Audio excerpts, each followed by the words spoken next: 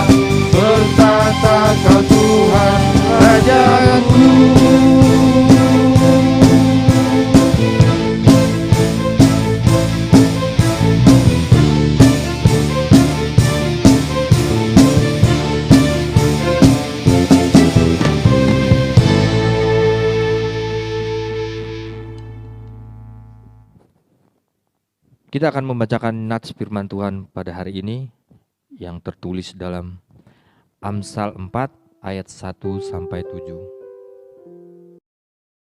Amsal 4 ayat 1 sampai 7. Nasihat untuk mencari hikmat.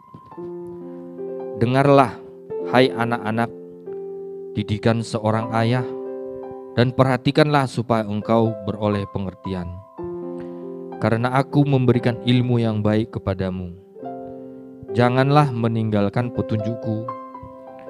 Karena ketika aku masih tinggal di rumah ayahku sebagai anak, lemah, dan sebagai anak tunggal bagi ibuku, aku diajari ayahku, katanya kepadaku, biarlah hatimu memegang perkataanku, berpeganglah pada petunjuk-petunjukku, maka engkau akan hidup. Perolehlah hikmat, perolehlah pengertian. Jangan lupa dan jangan menyimpang dari perkataan mulutku. Janganlah meninggalkan hikmat itu, maka engkau akan dipelihara. Kasihilah dia, maka engkau akan dijaganya. Permulaan hikmat ialah, perolehlah hikmat, dan dengan segala yang kau peroleh, perolehlah pengertian. Demikian firman Tuhan. Sesaat lagi kita akan mendengarkan kebenaran firman Tuhan yang akan disampaikan oleh Bapak Gembala Jemaat. Namun sebelumnya, kita akan memuji Tuhan dengan pujian, Kaulah segalanya.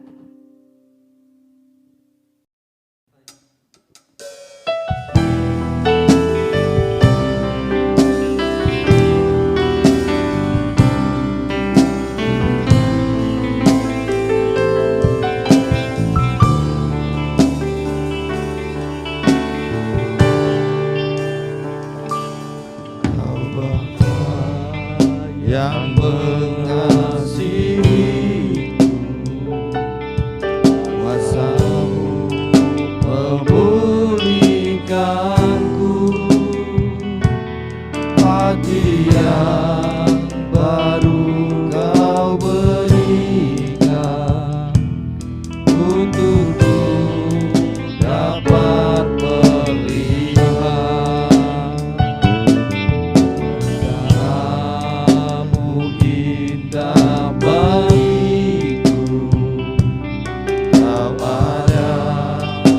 setiap jalanku. Hatiku haus dan lapar akan Engkau.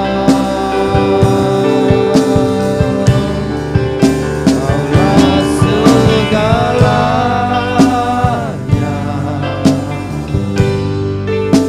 di dalam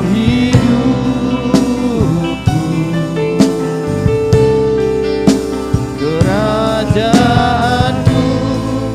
kebenaranmu, itu bagianku.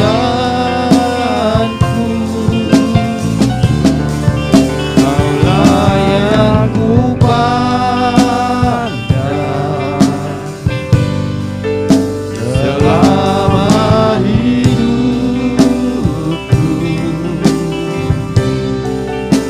mengasihimu, memuliakanmu, Bapa dan Rajaku.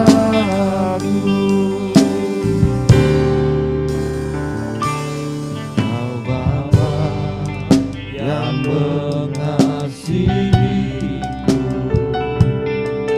kuasa-Mu memulihkanku, hati yang baru Kau berikan, untukku dapat melihat cara-Mu indah bagiku. Kau ada di setiap jalanku. Hatiku haus dan lapar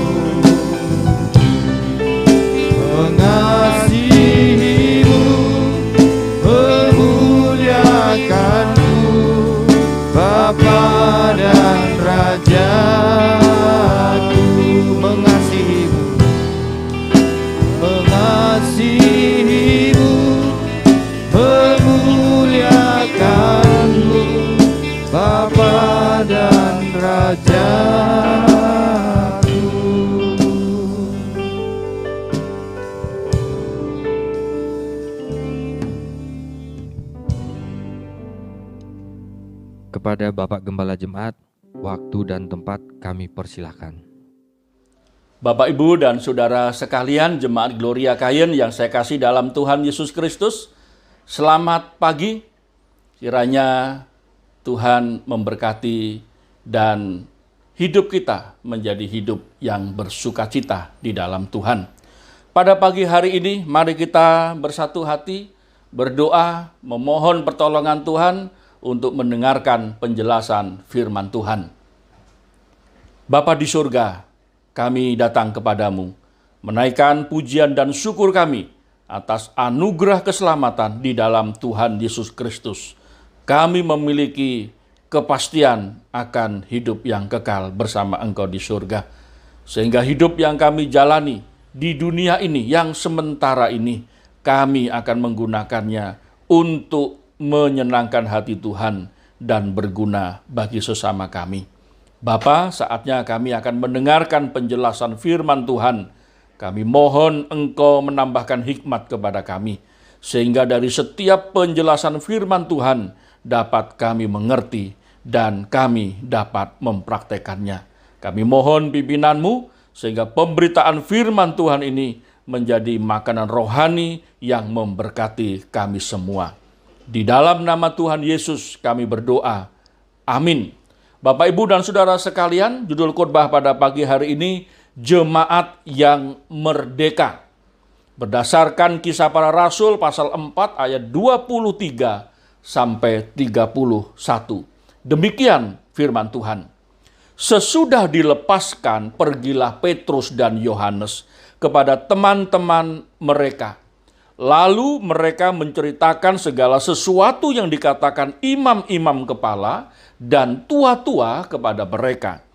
Ketika teman-teman mereka mendengar hal itu, berserulah mereka bersama-sama kepada Allah.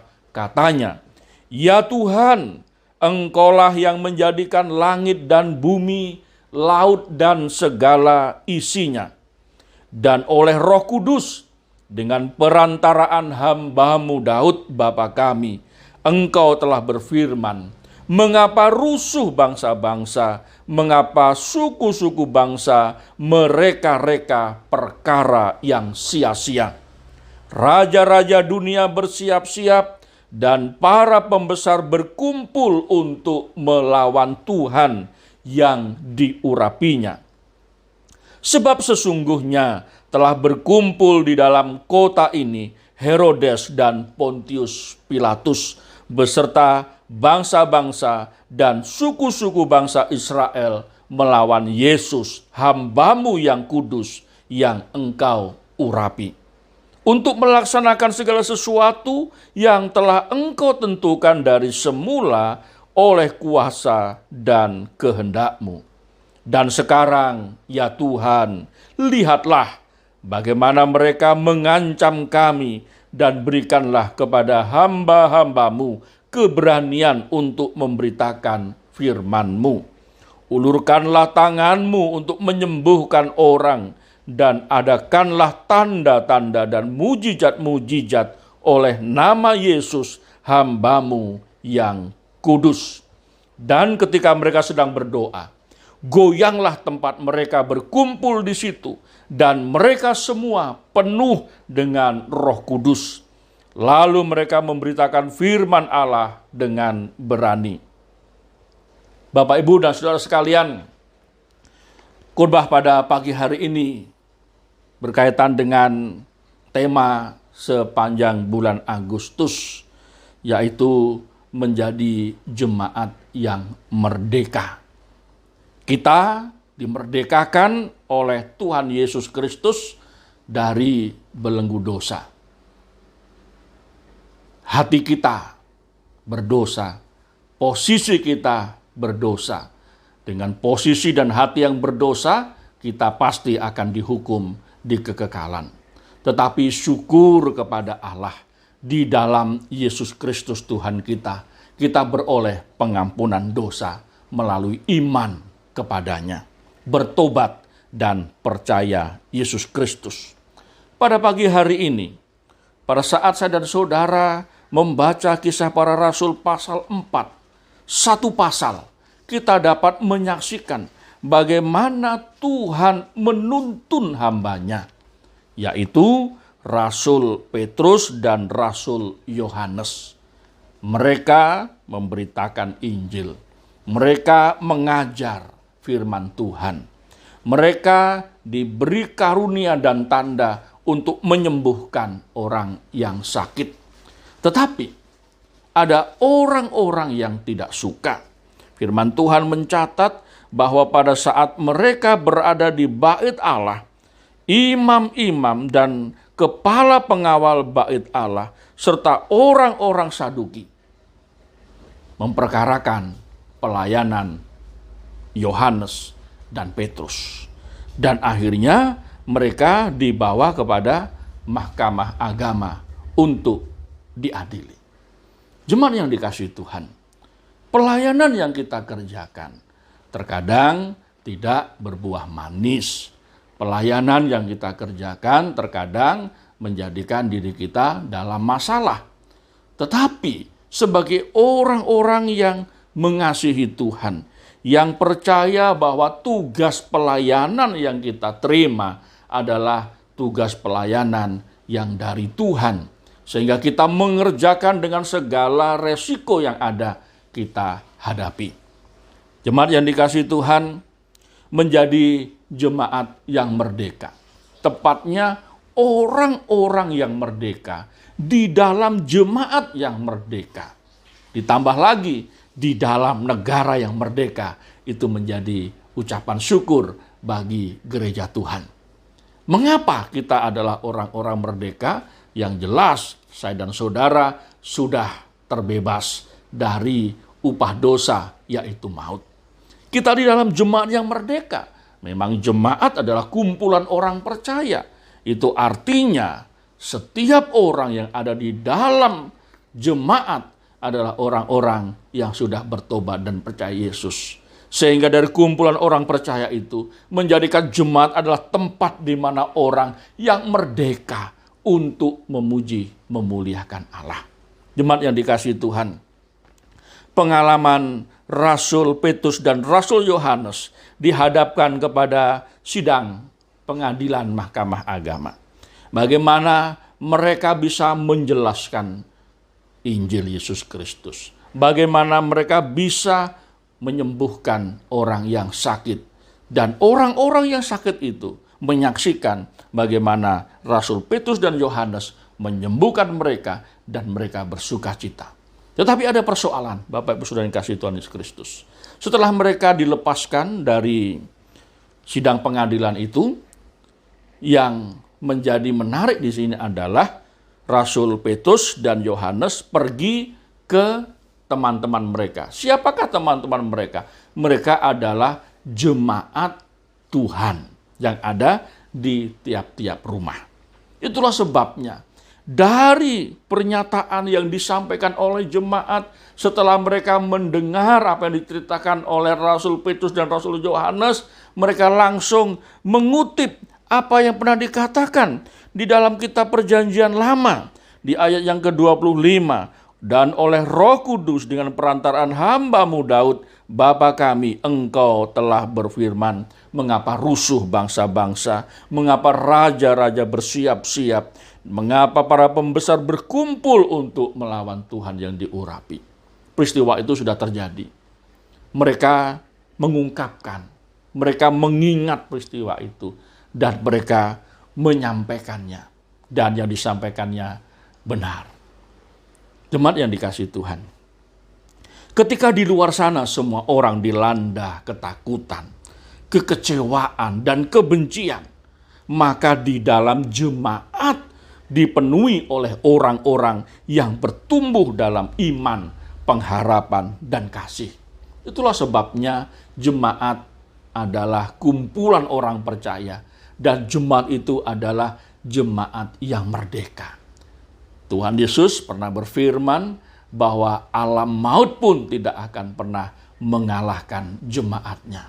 Kenapa?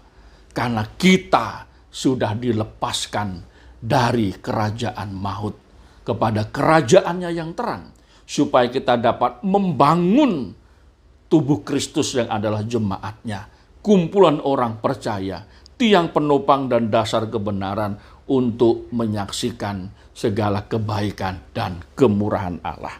Sehingga jemaat yang didatangi oleh Rasul Petrus dan Yohanes, ketika mendengar apa yang diceritakan oleh Rasul Petrus dan Yohanes, mereka langsung berseru dengan mengutip pernyataan yang disampaikan oleh kitab Perjanjian Lama.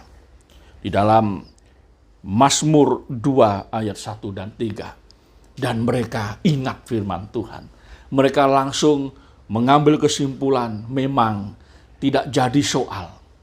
Meskipun jemaat Tuhan dalam tekanan dan aniaya, tapi mereka tetap menunjukkan bahwa mereka adalah jemaat yang merdeka di dalam Tuhan. Ketika di luar sana filosofi duniawi semakin melawan Tuhan, maka di dalam jemaat dipenuhi oleh orang-orang yang semakin mengasihi Tuhan. Luar biasa. Jemaat menyaksikan bahwa meskipun di luar sana musuh kebenaran mencoba untuk mengalahkan pekerjaan Tuhan, tapi pekerjaan Tuhan tetap jaya. Kenapa? Karena di dalam jemaat dipenuhi oleh orang-orang yang mengasihi Tuhan. Berdasarkan Kisah Para Rasul pasal 4 ayat 23 sampai ayatnya yang ke-31 ini, Bapak Ibu Saudara yang kasih Tuhan Kristus, kita akan melihat ini situasi jemaat pada waktu itu. Dan kita merenungkan mengapa jemaat dalam keadaan yang tertekan sekalipun, mereka masih bisa memuji Tuhan, mereka masih bisa memberitakan firman Tuhan, mereka masih bisa menunjukkan kasih mereka kepada sesama. Tentu sikap-sikap apa saja yang akan kita ketahui dari mereka, yang harus kita pelajari, itu menjadi berkat rohani dalam kehidupan saya dan saudara. Bagaimana sikap hidup anggota gereja dari jemaat yang merdeka? Apakah jemaat Gloria Kayen adalah jemaat yang merdeka? Seharusnya kita berjemaat itu merdeka, tidak di bawah tekanan siapapun dan oleh apapun. Kita berjemaat itu menjadi tempat kumpulan orang percaya, di mana kita berdoa, di mana kita belajar firman Tuhan, di mana kita melayani, di mana kita berani bayar harga supaya jemaat itu tetap berlangsung kehidupannya. Mengasihi Tuhan itu mengasihi jemaat. Realnya itu mengasihi jemaat. Bersyukur di dalam jemaat Gloria Kayen kita bertumbuh bersama sebagai jemaat yang merdeka untuk melayani Tuhan dan sesama. Sikap hidup anggota gereja yang merdeka apa saja? Yang pertama, mengasihi jemaat Tuhan. Mengasihi Tuhan itu sama dengan mengasihi jemaatnya. Mustahil kita bisa berkata, aku mengasihi Tuhan, tetapi kita tidak berjemaat. Kita tidak membangun jemaatnya. Mengapa berjemaat itu penting, Bapak Ibu Saudara yang dikasihi Tuhan Yesus Kristus? Karena keberadaan jemaat ini menjadi kesaksian yang terus-menerus sampai nanti Tuhan datang, menjadi berkat bagi banyak orang. Apa gunanya orang memberitakan Injil, setelah itu selesai, pulang, tidak ada kelanjutan, tidak ada jejak pelayanan di mana tongkat estafet kebenaran itu diteruskan dari generasi ke generasi. Orang yang memberitakan Injil harus tidak lanjuti dengan pendirian jemaat lokal. Apapun keadaan jemaat itu. Jemaat yang sederhana tentu diawali dari yang sederhana. Di rumah-rumah ada persekutuan, ada penggalian firman Tuhan, pendalaman firman Tuhan. Awalnya anak-anak berkumpul, kasih pelajaran sekolah minggu. Terus mereka bertumbuh. Kalau mereka bertumbuh tidak dilayani, akhirnya mereka menjadi liar. Jemaat yang bertumbuh akhirnya bisa bermain alat musik, bisa melayani, kunjungan, mendoakan, mengajar, akhirnya kumpulan orang percaya. Dimulai dari yang sederhana, lalu terus meningkat bertumbuh, di mana jemaat menjadi tiang penopang dasar kebenaran. Jadi betapa pentingnya kita mengasihi Tuhan yang kita nyatakan melalui mengasihi jemaatnya. Itulah sebabnya Bapak Ibu Saudara yang kasih Tuhan Yesus Kristus, dimanapun kita berjemaat, bukti kasih kita, ya kasihilah jemaat Tuhan itu.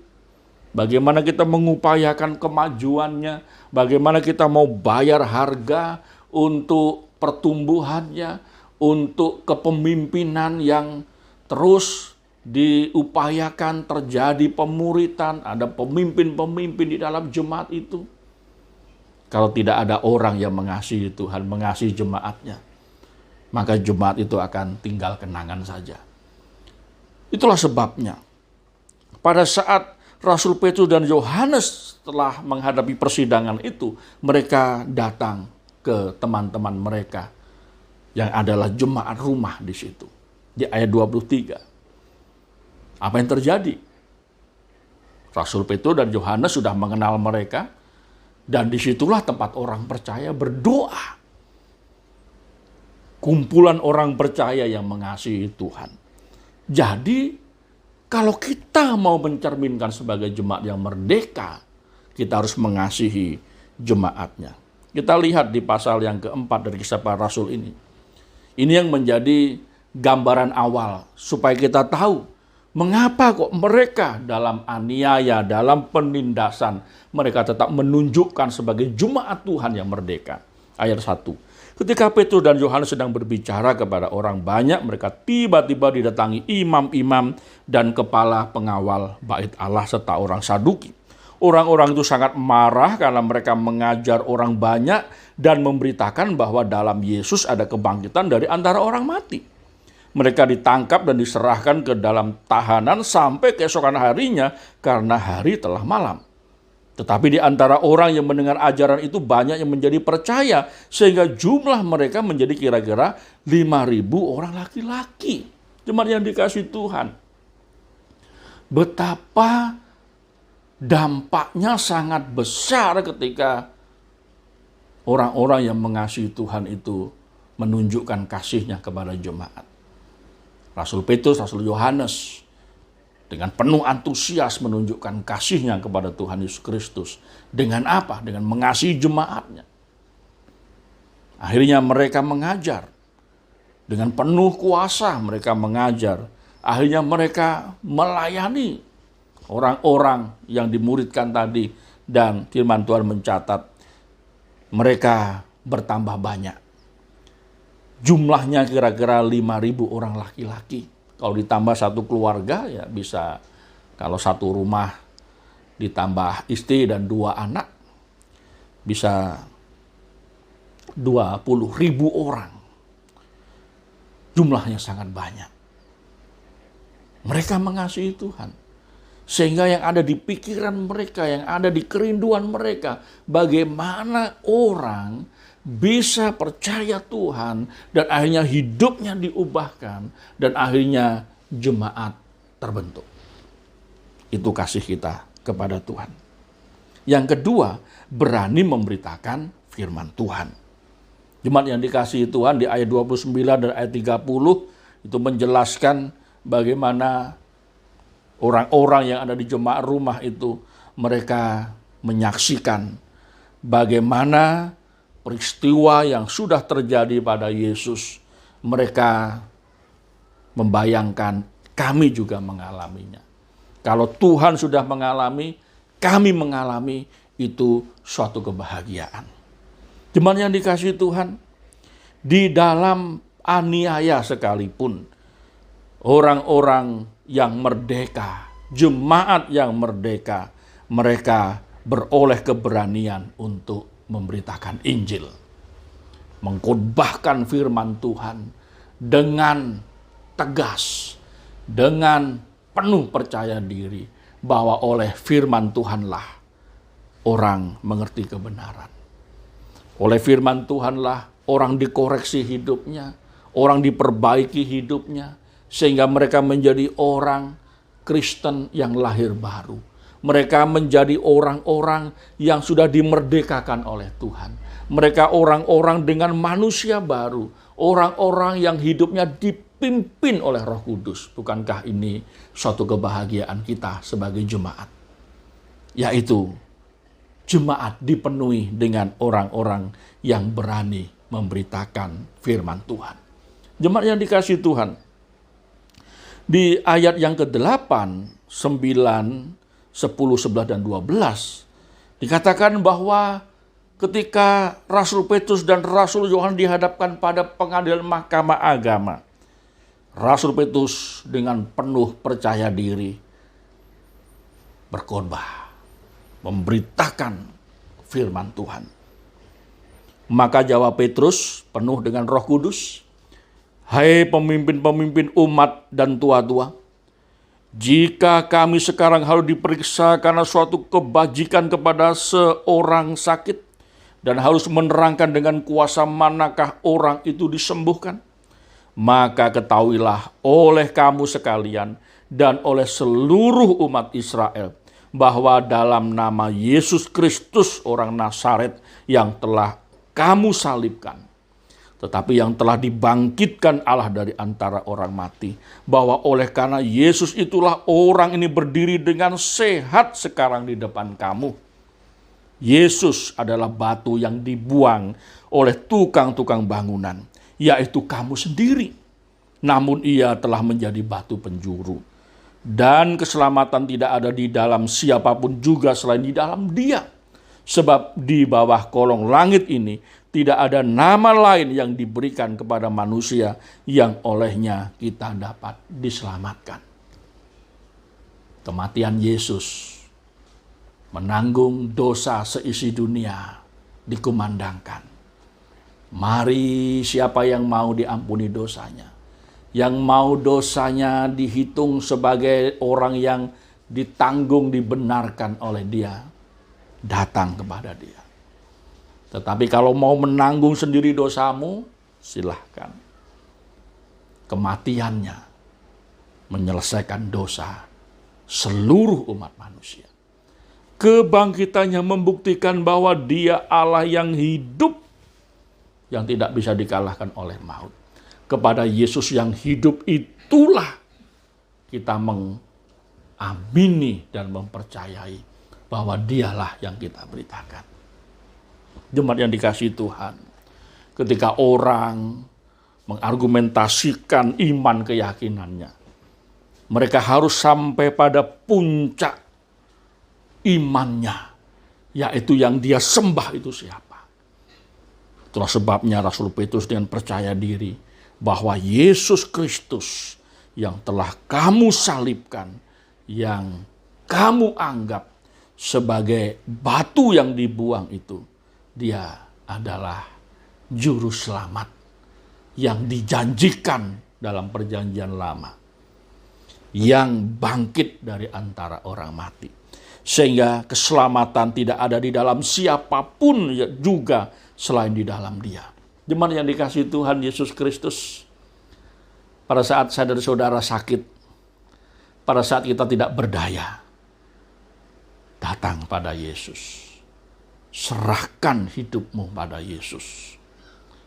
Orang yang dewasa secara rohani, ketika dia menghadapi sakit, ketika dia menghadapi keadaan yang tidak berdaya, dia menyerahkan hidupnya pada Yesus. Yesus, Engkau yang sudah mati menanggung dosaku. Yesus, Engkau yang sudah bangkit mengalahkan maut. Aku serahkan hidupku kepadamu. Jemaat yang dikasihi Tuhan, apa yang terjadi? Para pendengarnya pada waktu itu, apakah mereka senang? Oh enggak, mereka tambah marah. Sebenarnya ketika mereka tambah marah, itu mereka sedang menutup pintu hati mereka untuk mendapatkan anugerah keselamatan di dalam Tuhan Yesus Kristus.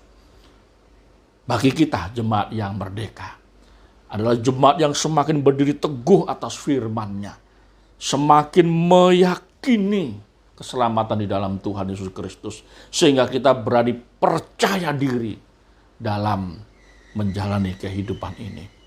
Karena Tuhan Yesus Kristus sudah mati bagiku, sudah mengalahkan maut.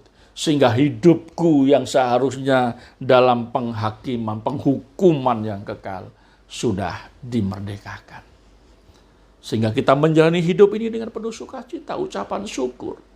Dengan satu kerinduan supaya kita juga berani memberitakan firman Tuhan. Memberitakan firman Tuhan ditindaklanjuti dengan perilaku hidup yang terpuji memuliakan Tuhan. Itu menjadikan teladan dan kesaksian hidup kita menjadi berkat. Yang ketiga, bagaimana kita menjadi jemaat yang merdeka? Jemaat yang merdeka itu adalah jemaat yang berani menjadi saksi Kristus. Di ayat 31, dan ketika mereka sedang berdoa, goyanglah tempat mereka berkumpul itu. Dan mereka semua penuh dengan Roh Kudus, lalu mereka memberitakan firman Allah dengan berani. Bagi para rasul pada waktu itu, mereka menjadi saksi mata. Dan Tuhan utus mereka. Dan dampaknya adalah bertambahnya murid Kristus. Dan sampai hari ini kepada kita jemaatnya. Bagaimana kita bisa menjadi jemaat yang merdeka? Atau sebagai jemaat yang sudah dimerdekakan ini menunjukkan sikap seperti apa? Berani menjadi saksi Kristus. Yesus sudah ada dalam diriku, lalu aku menyatakan Yesus melalui perilaku hidupku. Menyaksikan Yesus. Jemaat di Antiokhia mereka diejek sebagai orang yang mirip Yesus. Sehingga mereka disebut sebagai orang Kristen. Ejekan lama-lama menjadi pujian. Hidupnya serupa dengan Yesus. Dan itulah yang terjadi dalam kehidupan kita jemaat Tuhan. Hidup kita serupa dengan Kristus. Yang hatinya itu digerakkan oleh belas kasih menolong orang lain. Di masa pandemi COVID-19 inilah saatnya kita membuktikan kita sebagai saksi Kristus yang hatinya dipenuhi dengan belas kasih, yang selalu tergerak untuk menolong sesama kita. Buktikan. Meskipun hanya dengan sekotak makanan, sebotol air minum, doa yang mendoakan yang sakit. Itulah pelayanan kita. Jemaat berkata pada waktu itu, mengapa rusuh bangsa-bangsa? Mengapa para pembesar-pembesar memusuhi Yesus yang diurapi itu? Tetapi kami sebagai jemaat Tuhan harus tampil mengubah sejarah dunia ini. Bahwa meskipun kami dalam keadaan yang tertindas, hati kami merdeka. Perilaku kami merdeka. Sikap hidup kami merdeka. Sehingga kami tidak terkungkung dalam ketakutan. Tetapi kami pergi keluar untuk menjadi berkat bagi sesama. Ayat 13 dan 14. Ketika sidang itu melihat keberanian Petrus dan Yohanes dan mengetahui bahwa keduanya orang biasa yang tidak terpelajar, heranlah mereka. Dan mereka mengenal keduanya sebagai pengikut Yesus. Tetapi karena mereka melihat orang yang disembuhkan itu berdiri di samping kedua rasul itu, mereka tidak dapat mengatakan apa-apa untuk membantahnya. Kesaksian kita. Sampai orang gak bisa bantah lagi. Kesaksian kita. Mungkin orang berpikir, kamu ini siapa? Kamu ini siapa? Tetapi melalui kesaksian hidup kita, orang menjadi terheran-heran. Meskipun dia tidak siapa-siapa, tapi karyanya luar biasa. Semua orang mengenal, oh dia itu pengikut Yesus. Jadi jangan malu lagi ya. Bapak Ibu Saudara yang kasih Tuhan Yesus Kristus, kalau kita sebagai orang Kristen, pengikut Yesus, enggak jadi soal. Inilah memang identitas kita. Kesaksian kita. Jemaat yang dikasih Tuhan. Jemaat Gloria Kayen.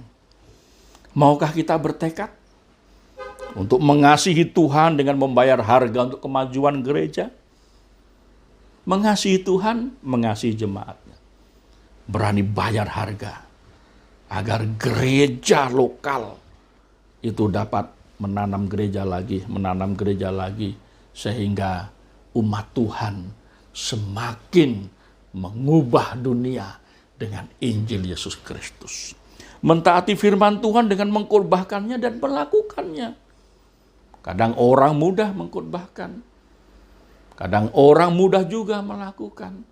Tapi yang terpenting adalah mengkhotbahkan, melakukan, menjadi gaya hidup kita sebagai jemaat Tuhan yang merdeka. Menjadi saksi Kristus dengan mendukung apa? Mendukung pekerjaan Tuhan. Ayo kita bermurah hati. Kita tunjukkan bahwa saya saksi Kristus. Saya tidak bisa pergi ke sana, tapi saya bisa mendoakan pelayanan di sana. Saya bisa ambil bagian untuk pembiayaan pelayanan di sana. Nama Tuhan dimuliakan, jemaatnya bertambah, bertumbuh menjadi kesaksian yang cemerlang. Jemaat Gloria Kayen, itulah tekad kita. Kita adalah jemaat yang merdeka. Merdeka sebagai pribadi, sebagai jemaat. Untuk apa? Untuk menunjukkan kasih kita kepada Tuhan di dalam jemaatnya. Untuk mentaati firman-Nya. Dan untuk menjadi saksi Kristus. Kiranya Tuhan memberkati kita. Mari kita berdoa. Bapa di surga, penjelasan firman-Mu sudah kami dengarkan. Dan bagian kami adalah melakukannya dengan kesungguhan hati. Terima kasih Tuhan, Engkau sudah menolong kami untuk bersama-sama belajar firman-Mu. Di dalam nama Tuhan Yesus kami berdoa. Amin. Firman Tuhan yang sangat memberkati kita, kiranya firman Tuhan ini boleh menguatkan iman kita dalam menghadapi situasi sekarang ini. Untuk merespon firman Tuhan sebagai ucapan syukur kita akan menaikkan pujian bersamamu Bapa.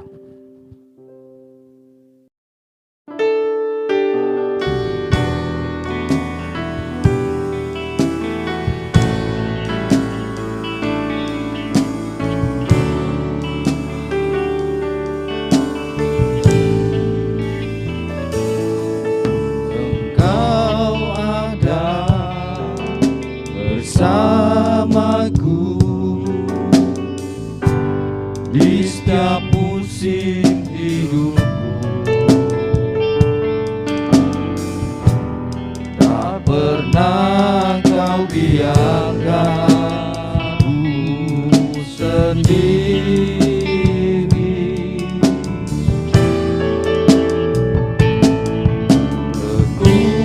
Kekuatan di jiwaku adalah bersamamu. Tak pernah ku ragu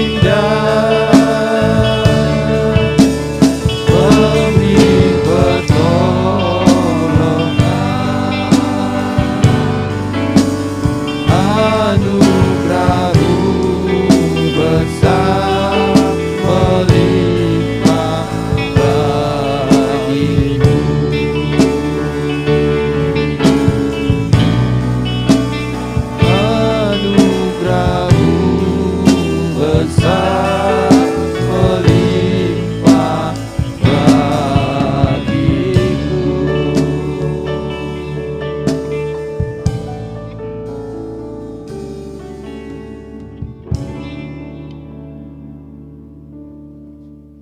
Doa penutup dan doa berkat akan dipimpin oleh Bapak Gembala Jemaat. Bapak, Ibu, dan Saudara sekalian, Jemaat Gloria Kayen yang saya kasih di dalam Tuhan Yesus Kristus. Kebaktian kita sudah selesai dan mari kita menutup dalam doa. Bapa di surga, kami bersyukur atas pimpinan-Mu, sehingga kami dapat berbakti memuliakan Engkau. Kami diberkati melalui puji-pujian dan khotbah yang kami dengarkan. Saatnya kami akan menjalani kehidupan kami.